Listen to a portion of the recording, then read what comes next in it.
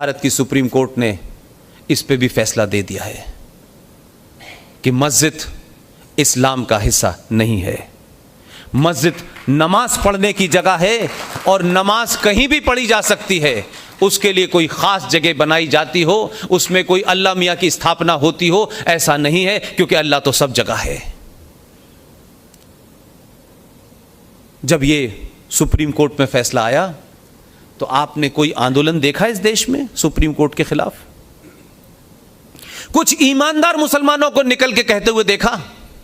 जो लिबरल की शक्ल में संगीत बजाने वाले, गाना लिखने वाले, शायरी करने वाले, जो बड़े बड़े ज्ञान देते हैं इस देश में, किसी ने निकल के पूछा कि ये 70 साल से झूठ क्यों बोला जा रहा था कि मस्जिद जो है अल्लाह का घर है, लिहाजा मस्जिद अगर बाबरी मस्जिद है तो वो भी शहीद हो गई और अल्लाह का घर तोड़ा गया है, लिहाजा वहीं अल्लाह का घर बनेगा और बाबर के नाम से बनेगा। ये जिद उस फैसले के बाद भी नहीं बदली है, क्योंकि झूठ इतनी दूर तक चला गया है कि वो खुद भी सच में आना नहीं चाहते और आपको झूठ में रखा गया है। पूरे इस्लामिक वर्ल्ड में मस्जिद बनती है, सड़क चौड़ी करने के लिए तोड़ दी जाती है।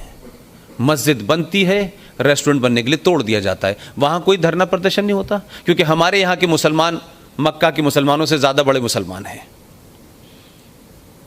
इन्होंने ज्यादा कुरान पढ़ा हुआ है, ये ज्यादा हदीस और कुरान और शरिया की बातें करते हैं। लेकिन आप देखें कि जो असली इस्लाम है और भारत में जो इस्लाम है, उसका अगर आप तुलनात्मक अध्ययन करें तो पूरे आपको पाकिस्तान, बांग्लादेश और हिंदुस्तान में जो इस्लाम है वो कंप्लीट फ्रॉड है, टोटल फ्रॉड है। सऊदी अरब में जाते हैं आप, नमाज का वक्त होता है, लोग क्या कहते हैं?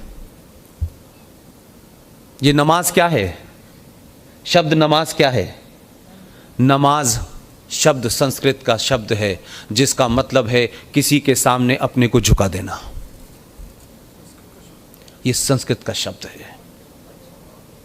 पूरी दुनिया में नमाज को कहा जाता है सलाह, जो अरबी का शब्द है। सलाह माने नमाज। वहां कोई नमाज नहीं कहता 57 देशों में, ये यही हम कहते हैं। और ये हमारी देन है, क्योंकि तुम भी हमारे पूर्वजों से ही हो।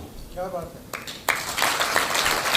है। लिहाजा तुम अरब से नहीं आए थे, बाबर के साथ नहीं आए थे, औरंगजेब के साथ नहीं आए थे। ये सिर्फ इतना ही फर्क है कि वो नाम दोनों के कुछ एक से थे, वो भी नमाज पढ़ते थे, तुम भी नमाज पढ़ते थे। लेकिन ये अलग बात है कि हिंदुस्तान में हिंदुओं से नफरत के चलते तुमने बाबर को अपना हीरो मान रखा है और सुभाष को नहीं माना, गांधी को नहीं माना, तुमने जिन्ना को मान रखा है। ये दो सभ्यताओं का क्लैश है। जिन्ना कुछ बातों में सही था, ईमानदार था, उसने कोई गफलत नहीं पाली अपने जिम्मे। हो सकता है इतिहास ने उसका मूल्यांकन किस तरीके से किया हो, यह अलग बात है। मैं तो उस मुल्क के चप्पे चप्पे पे घूम के आ चुका हूं। कम से कम जिन्ना ने यह माना कि यह दो नजरियात का मामला है, यह दो सोच का मामला है और ये दो सोचें एक साथ नहीं रह सकती। इसी बुनियाद पे मुल्क बटा, धर्म के नाम पे बटा।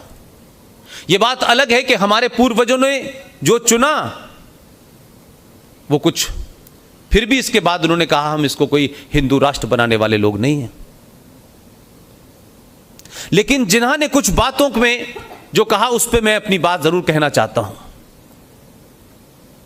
इस्लामिक रिपब्लिक ऑफ पाकिस्तान तो बना, बहुत सारे मुसलमान जोश में चले गए थे, उधर के सब गवर्नर बनने वाले हैं।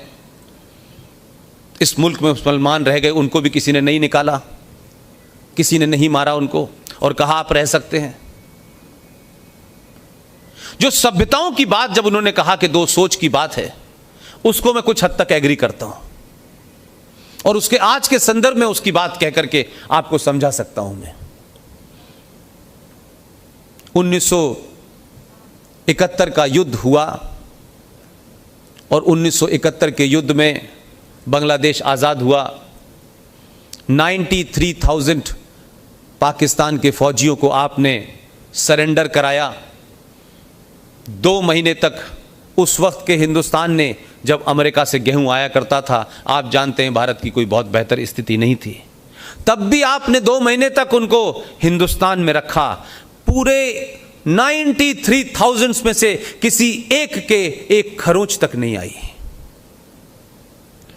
और आज तो लोग एक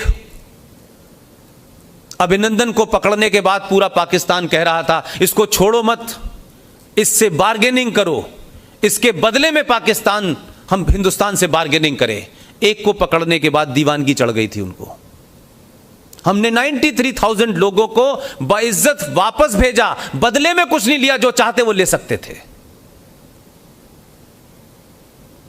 लेकिन कारगिल का युद्ध हुआ, एक फौजी युद्ध में उधर रह गया। जनेवा कन्वेंशन की बहुत बात होती है, कश्मीर को लेकर जनेवा कन्वेंशन, रोज पाकिस्तान जाना चाहता है। उसी जनेवा कन्वेंशन के अंदर है कि फौजी का धर्म अपने देश के प्रति होता है, वो किसी से दुश्मनी नहीं करता है। लिहाजा जनेवा कन्वेंशन के तहत अगर आपकी तरफ कोई फौजी रह गया है तो आप उसके साथ बुरा व्यवहार नहीं करेंगे, आप उसको बंदी बना सकते हैं, वो आपके यहां रह सकता है, लेकिन कोई उस पर अमानवीय व्यवहार नहीं करेंगे। लेकिन एक फौजी भारत का उधर रह गया, आपने क्या किया? यह आपकी नफरत हिंदुस्तान के हिंदू से थी कि आपने उसकी आंखें निकाली, आपने उसके गुर्दे निकाले, उसके शरीर के सारे अंग भंग कर दिए और उस सौरभ कालिया को आपने वापस हिंदुस्तान भेज दिया। यह संस्कृति उनकी थी, यह संस्कृति हमारी थी। यही फर्क था जो जिन्ना को समझ में आ रहा था।